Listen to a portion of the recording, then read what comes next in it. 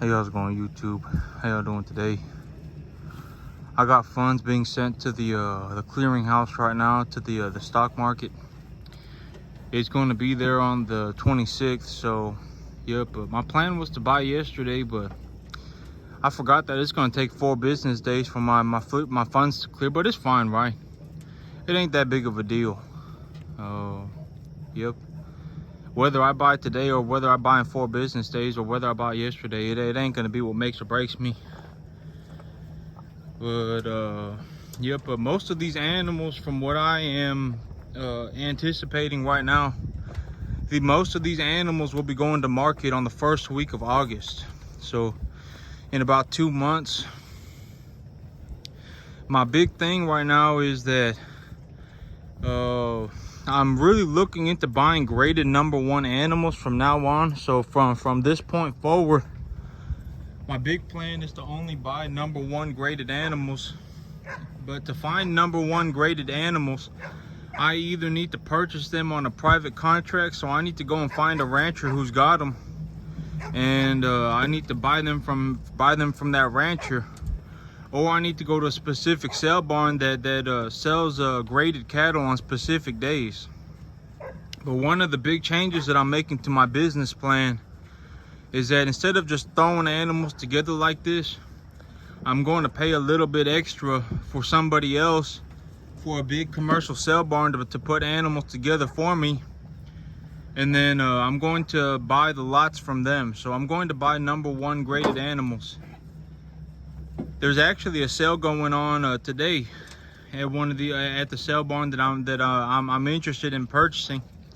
And yesterday I was taking a look through their sales sheet, and this sale barn will actually advertise the cattle. So they'll put the cattle up beforehand. So they'll say we got lot number X or lot number XY or whatever. They'll put out the lot number, and they'll say this lot is #1 graded animals, #1 graded heifers with an average weight of, let's say, 250, and there's 5 head of them, and it'll give the lot number. So me, when the cool thing about that I realized yesterday is that I can just go through the roster the day before the sale, and I can write down on a piece of paper what lot numbers I'm interested in.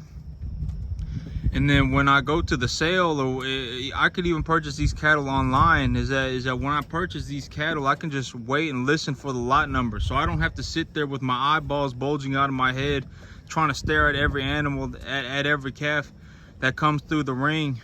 Because, you know, at these big commercials, at these big sale barns, I mean, it happens at a blinding pace. I mean, these cattle are being moved through the ring very quickly.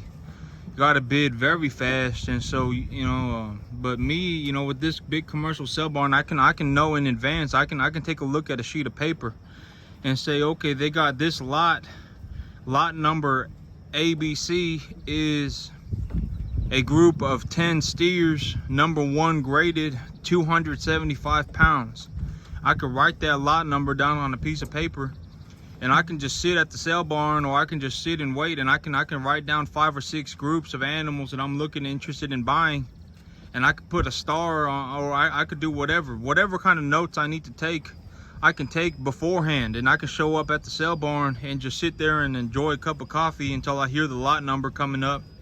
And then when the lot number comes up, I can just bid away, right? That would be the but that's how it's set up. And so, yep, this sale barn that I'm looking at going into to purchase animals, yep, they do a real good job, and I can tell that they do a real good job too, because they got so many animals over there.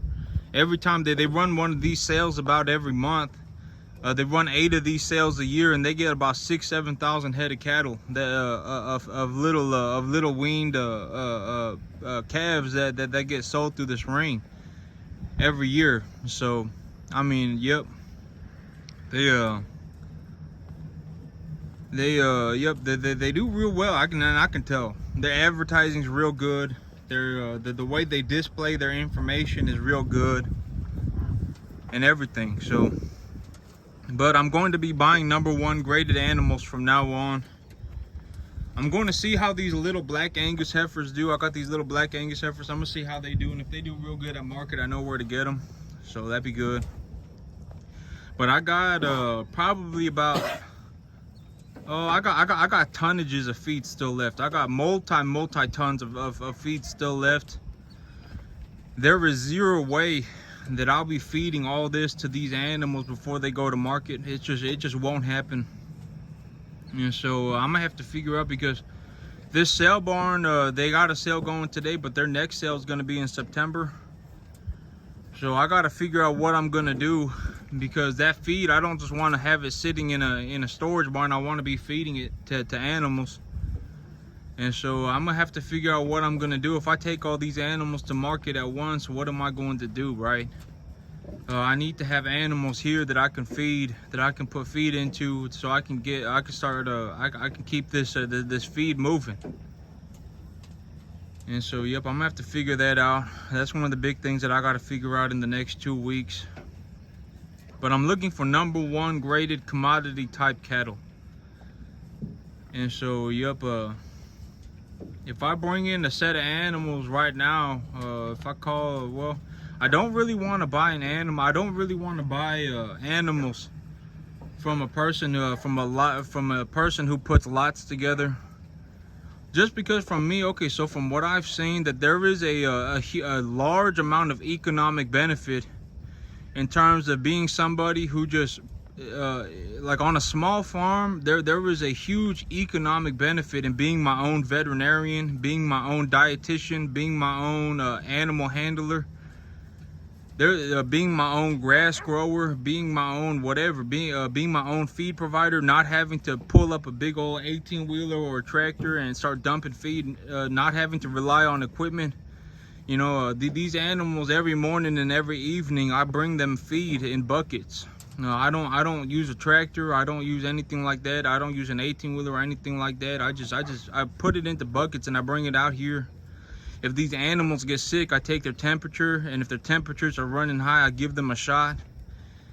These animals, if they need to be castrated, I castrate them myself. Everything, you know. If I'm looking for feed, I look into the feed and make sure that everything's okay. I don't have like a diet, like an animal dietary person here to look through everything. You know, it's just me. It's just me doing everything. I grow my own grass, everything. And so, yep, there is a huge economic benefit to being like that, but it's also an extremely hard amount of, an extreme amount of work. It takes a lot of effort to be able to get to this point. I mean, you know, it could be me, it could be somebody else, it could be anybody. If anybody tried to do what I'm doing, they would find out how extremely difficult this is. I mean, like if I went up to LeBron James and I told LeBron James that I was better than him at basketball, LeBron James would probably think that something was wrong with me, right? And it's the same way with farming. I mean, getting to this point, extremely difficult. Being a farmer that's good enough at farming that they're able to make money is extremely difficult. But I mean, it's that way with everything, right?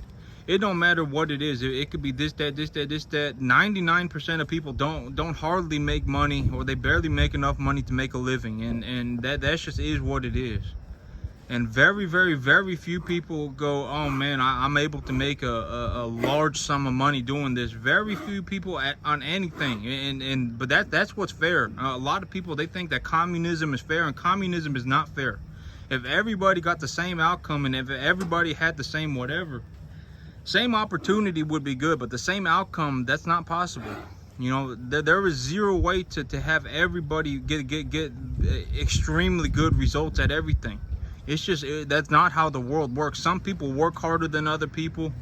Some people, they, you know, I mean, there's a lot of reasons that some people just have better results, right? I mean, it just is what it is.